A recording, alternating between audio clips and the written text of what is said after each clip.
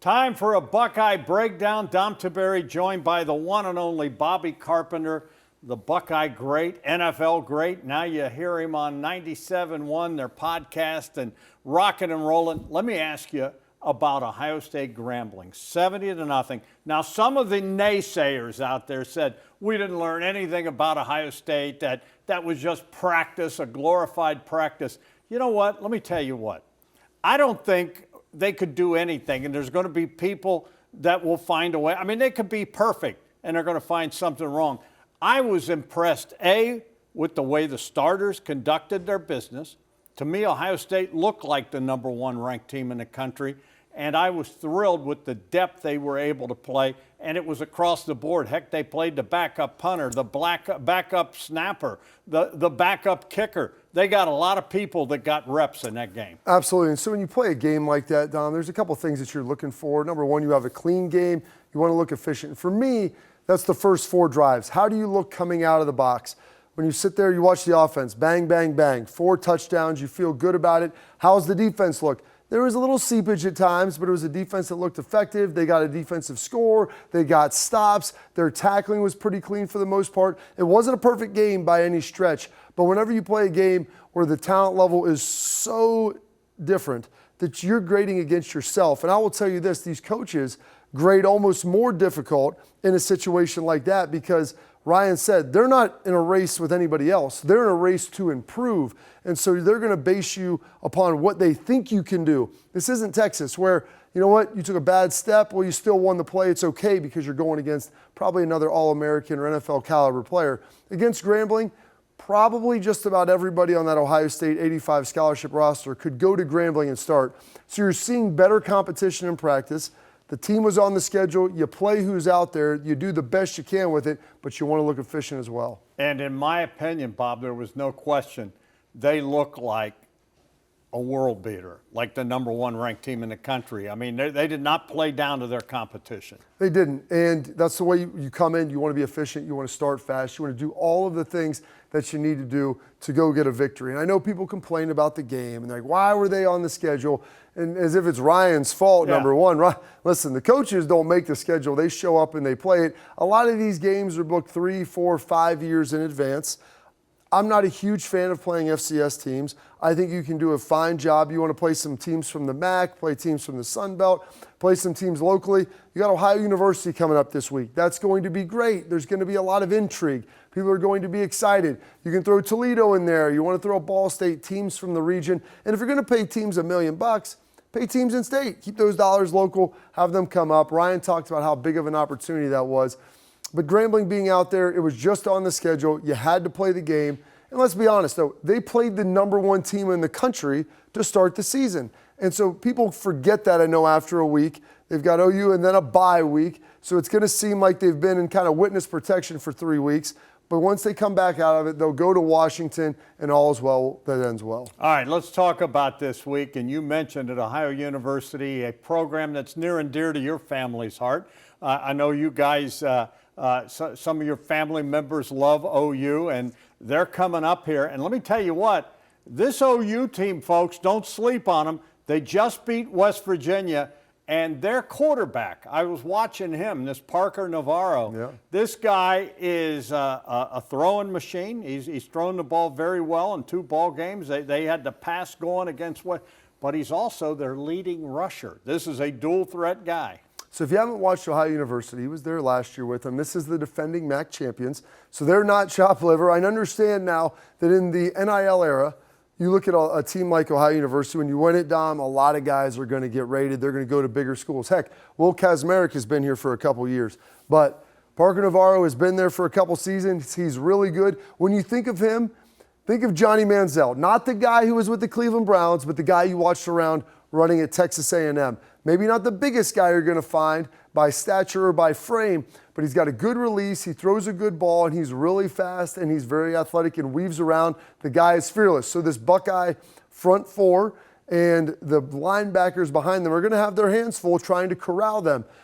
He did a great job in the second half against Rutgers. West Virginia bottled him up. He threw 3 interceptions in the second half, but that Bobcat defense was pretty stout. They found a way to turn West Virginia away multiple times and came away with the win. This is a team that should be 2-0 against Power 4 competition. They're sitting here at 1-1, but they're pretty darn good. Yeah, they gave Rutgers, should have beat Rutgers, as a matter of fact, at their place. You know, the old saying is you make the most improvement from week 1 to week 2. As you look at, we'll start with the defense, the Ohio State defense. I thought, you know, given the situation, I mean, Caleb Downs said after the Grambling game, I only played 20 plays. But we saw a lot of depth. Ryan said he wanted to get depth, and he was able to do that. And the old saying John Cooper has is, if a dog bites, he bites as a pup. Hello, Riley Pettyjohn. I mean, we saw some young kids in there. And Riley was the defensive MVP. He said, you know, he had the best game of everyone. And those guys work hard. I think the one thing I saw is that there's a lot of talent on that defense. But it's going to be a bigger test this week for them. Oh, it's definitely going to be a level up. And then you're going to take a bye week, level up again to Washington. But this Ohio State defense, you look at the linebackers, everybody now knows about Arvell Reese. We knew about Sonny Styles coming in. Peyton Pierce looked good against Texas, but they still had to find that fourth guy. You have to be able to develop depth. And it's tough. When you're playing a team like Texas, putting a true freshman in there, and I don't know, he's from Texas. He wanted to get in and play on the defensive side. But if a guy makes a mistake, that could cost you the game. And so they weren't able to get him in. They get him in here. Now you saw some of that talent take over, some of that athleticism, nose for the football, making plays in the backfield, scooping and scoring. Riley Pettyjohn's going to be a special player. We saw a little glimpse of it now. And now he proved to them he can do it in the shoe. Because as much as you love practice, you got to go put the full Halloween costume on to head on to the shoe to make sure that you're legitimate. They saw him do that. You've earned some trust, as Ryan talked about. Now I'm sure that role is going to grow. Let's talk the other side of the ball. And Julian saying, you know, he showed so much poise in that opener against Texas. Of course, last week was, I'm calling his coming out party, because we really could see what he was about throwing the football. He only played in the first half. He did not have an incompletion, 18 of 19. The one was an interception he'd like to have back down on the goal line, but 4 touchdown passes and 306 yards in the first half. And the other thing then, we got to see Lincoln Kielholz come in, and he graded a winner. I mean, they have a power. I think it's going to be interesting going forward, and you know Ryan Day as well as anyone. We've seen in the past where you had a couple quarterbacks maybe put a package in for someone. I don't know if he's going that way, but I'll tell you what, Lincoln, maybe they'll put something in for him too. So 2 things on the quarterbacks. Number 1, you need Julian Sain to come out there and look really efficient and look really effective. He did that. He was everything you wanted him to be. He had one late ill-timed throw that was the interception. Heck, the guy set the consecutive completions record. He broke Will Howard's from last year to start the game. He was on fire. He did it on a touchdown to J.J. Smith. It was absolutely phenomenal to see that out in the stadium. And you watched him push the ball around the field, throw it with timing and accuracy. Yeah, there was big windows. Yeah, he had a lot of time. But you know what? He was still completing the passes.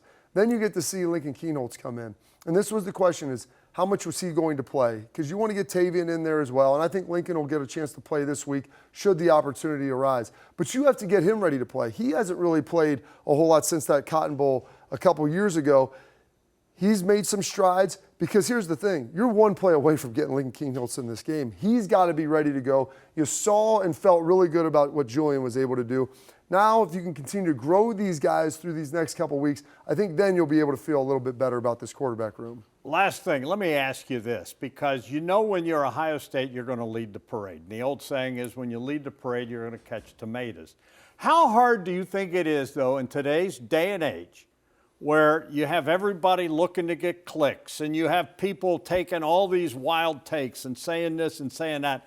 How hard is it to navigate those waters for, you know, I think about the way Jim Tressel managed you guys, and now Ryan. I mean, everything's instantaneously, everything's out there. How hard is it to keep the blinders on and not pay it? And do they pay attention to all that noise that's out there? Because there's a lot now, Bob. Oh, there is. And, you know, I look at the adage when I was in New England, you know, ignore the noise to manage expectations. And that's one thing that Ryan does a great job of. And you heard him saying, like, we're not racing against anyone else. We're racing to improve.